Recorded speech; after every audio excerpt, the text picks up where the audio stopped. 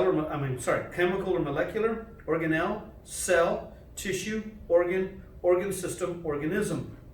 And then you should be able to run through all 7 definitions. If you know them in order, then this is nothing more than a collection of organelles.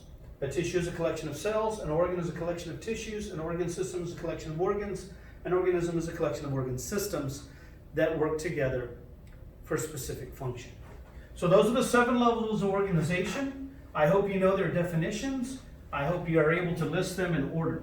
So far you guys have a whole bunch of definitions that you need to be learning for lecture, and you need to be practicing those definitions for lecture. In lab, I'll have a lab video where I show you models that represent the different levels of organization.